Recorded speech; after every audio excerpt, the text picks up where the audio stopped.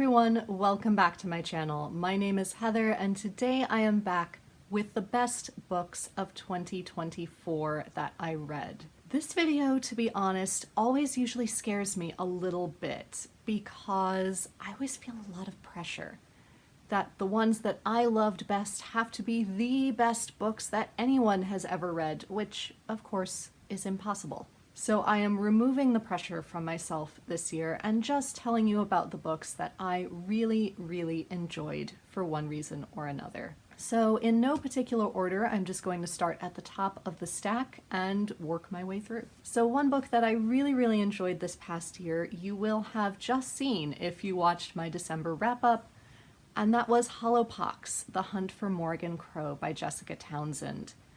This book really stood out to me and has stuck with me over the past couple of weeks, just in terms of the political and social savviness that this book was able to portray with its plot. If you've just sat through my December book haul, I won't bore you with a description of that plot yet again. Go back to my December wrap-up and you can hear my full thoughts there. But the fact that we are still dealing with really hateful and horrible reactions from people purely from fear of what we don't understand is really horrifying. But I loved that it was framed in this way for a middle grade audience. And I really hope that a lot of children are reading this to really understand that reaction, and hopefully we can then avoid it in the future. I was lucky enough to read several Mimi Matthew books this year, including the last two books in this Bells of London series, but the one of those two that really stuck out to me was The Lily of Ludgate Hill. They were both wonderful in their own ways, but I loved the deep character study you got with Anne, who had been such a huge figure in the last book in the series as well, which I really loved. I loved getting into the heads of both her and Freddie and seeing how they both overcame all kinds of family trauma to have a really beautiful relationship. And it was just delightful. I highly recommend this whole series, but this book was the standout of the two for me. And in terms of other beloved romance series that came to an end this past year, one of my other 5-star reads was The Gentleman's Gambit by Evie Dunmore. I also thoroughly recommend the League of Extraordinary Women series, and this was its final book.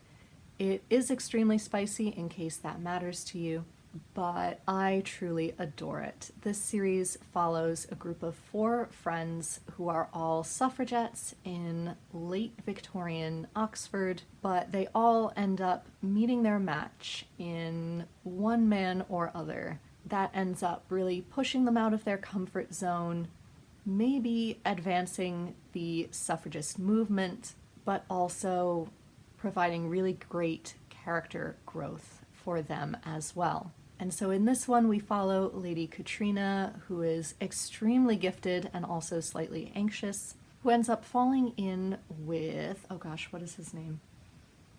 Elias Corey, who has come to Oxford from Lebanon, supposedly to advise the museum on some ancient Lebanese artifacts. But in fact, he also has a secondary reason for wanting to get close to those artifacts. This was a really beautiful love story. I love that Evie Dunmore highlighted the ethics of museums, which is a debate that's still ongoing today. I love that she was able to highlight her Lebanese heritage. You could tell how much that mattered to her in the writing. It was just a really bittersweet farewell to all of these characters. Another 5-star read of the year was Gentleman Jack, The Real Anne Lister by Anne Choma. I have read several books about Anne Lister at this point, including the translated diaries that we have of hers. I love the show Gentleman Jack. Well, I love season 1. I'm honestly afraid to start season 2. So I wasn't really sure if I was going to get something new out of this book, but oh my gosh, it was so worth it. I found that it broke down her life really easily. It was a very easy read. Because a lot of the times, especially with having so many people in her family and in her circle with similar names, in other biographies that I've read, it was hard to keep track of who was exactly who in her family. Who was her father, who was her uncle, who was her grandfather. All of these relationships became kind of muddled. This one made it so clear and so easy and highlighted her very difficult nature. I think she would have been not the easiest person to love or get along with at times, but in other ways she was really quite remarkable and really ahead of her time. And I think this book really balanced those two sides to her. So I thoroughly recommend this book. She was an incredible woman, and it's a wonderful addition to my historical nonfiction collection. Another 5-star read and watch for me this year was Pearly Victorious, a non-Confederate romp through the cotton patch by Ossie Davis. This was on Broadway last year, I believe. They revived it after almost 60 years, starring Leslie Odom Jr. And as you may have guessed from the subtitle, it's rather a dark comedy, but one that was so necessary, and I'm so glad that they revived it. This is tough to describe, so I'm going to read the description from the back to you.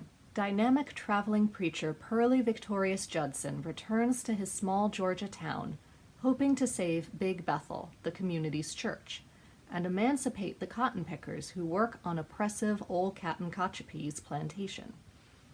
With the assistance of Lutie Belle Gussie Mae Jenkins, Pearly hopes to pry loose from Kachapee an inheritance due his long-lost cousin, and use the money to achieve these goals. However, many complications arise, some of which are funny and some of which are heart-wrenching. It is the most amazing ride.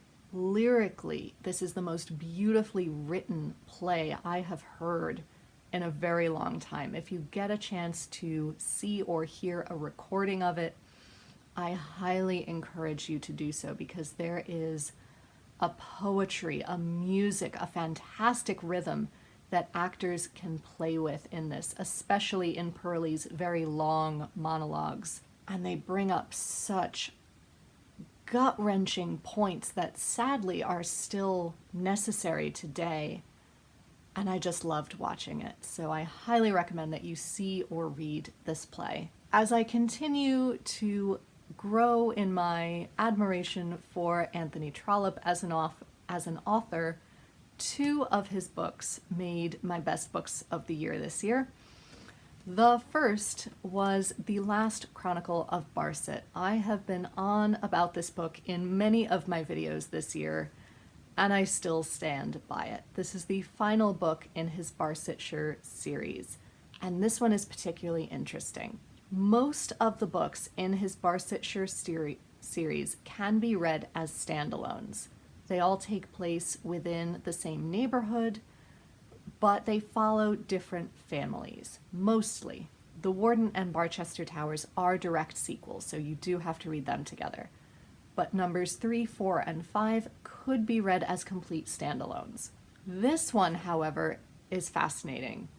We're basically getting to watch Anthony Trollope play in the sandbox with this area that he has created, and pulls all of the families together from all 5 of the Barsetshire books and plays with them, and gets to see, well, if this character from this book met this character from this book, what would happen?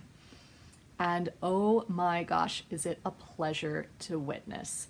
It is long, so it is a time commitment, but I loved watching him play with his own work. It was really satisfying and really created a really satisfying conclusion to the series as a whole as well. In second place was the next Anthony Trollope book that I read, which was the first of the Palliser series, which is Can You Forgive Her?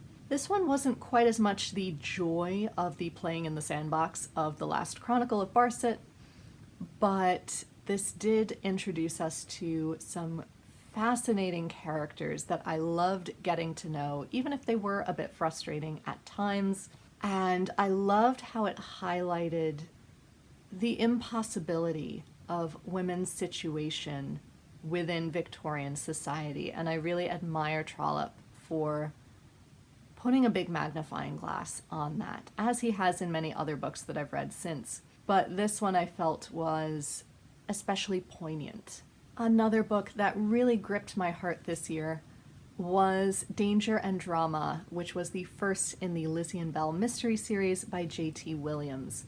These are sadly not published here in the US, but you can order them through Blackwell's, and they are delightful. This is a middle grade series that I have gone on about for months now, which follows two real historical figures of color from the 18th century, which are Lizzie Sancho, daughter of Charles Ignatius Sancho, who was the first black man to be given the right to vote in Britain, and Dido Bell, who you may know if you're an Austen scholar. She was the niece or great-niece of Lord Mansfield, who was a very prominent judge, who made a few rulings in his time that both helped and hindered the abolition movement at the time. And there is famously a portrait of Dido Bell and her cousin Elizabeth when they were much older that has fascinated art critics for many years. So this series follows them when they are about 11 or 12 years old and hypothesizes what if not only they met, but what if they ended up teaming up to solve mysteries together in London. And I love the way it highlighted not just historical figures of color, but used them to highlight issues around race that we are still dealing with today, and did so in a way that is completely digestible for a middle grade audience. The illustrations are delightful, the mystery is well paced and well plotted out. It was fantastic, and I loved both books in the series, but this one just a little bit more. Into more serious reads, Briefly a Delicious Life by Nell Stevens is a wonderful work of literary fiction that follows Blanca, who is the ghost of a young woman who died in this villa in the south of Spain, who has watched hundreds of people come and go from this house, but right now is watching Georges Sand and Chopin and her children live in this house. And we discover more about Blanca's past as we watch the Sand-Chopin family live here, as we watch their relations or lack thereof with the rest of the village, as we watch Chopin's health deteriorate, and as Blanca finds herself falling deeper and deeper in love with Georges Sand. This was such a bonkers idea on paper, but it is beautifully executed. Nell Stevens' writing is always gorgeous, and this was no exception. And certain scenes from this book have stuck with me for months now, which proves that it does indeed merit the 5-star rating that I gave it back in the spring. Another book that I adored reading was Shakespeare, the Man Who Pays the Rent by Judi Dench. And I think I read this around the same time. And I adored this one too. Judi Dench is, of course, delightful. And I love that someone got it into their head to interview her and turn into a book all of her experience and all of her thoughts playing Shakespeare, as she has done it for so much of her career. It reignited a love for Shakespeare, a love for poetry. She calls for it to be brought back into school curricula, and it is just delightful. I adore this book, and I'm so pleased that we now have this record in the world. And finally, yet another whirlwind but gripping read was The Winter Rose by Jennifer Donnelly. This is a sequel to The Tea Rose, So do be warned, you should read that one first, because the events of that book do affect the events of this one. This is a series that follows a variety of characters from a variety of different classes in London in the late early 1900s. And the range of social and socioeconomic and social justice issues that it raises while still being a gripping melodrama is incredible. It is ever so slightly spicy, as is the first one, but honestly, those scenes are few and far between. I was blown away and gripped by this book. I really need to read the third one at some point soon. I loved the rich inner life that Jennifer Donnelly gave each of these characters. You felt for them so deeply, even the villain, even though you hated him for doing what he was doing, you still completely understood why he felt he should do those things, and you felt awful for it, which is really quite a talent, and I just adore this whole series, and I highly encourage you to pick it up. Thank you to Ellie, my college roommate, who I will link her socials down below, as she was the first one to get me to read The Tea Rose. It was her favorite book when we met. So those are some of my favorite books of the year. As with any list of favorites, it is subject to change, but as of right now, these are the ones that were calling to me and tugging on my heart to be shown off yet again. Let me know down below what some of your favorite reads of the year were, or if you have any suggestions for me for further reading based on these books that I really, really loved. Until next time, be safe, be well, and happy reading. Bye, everyone.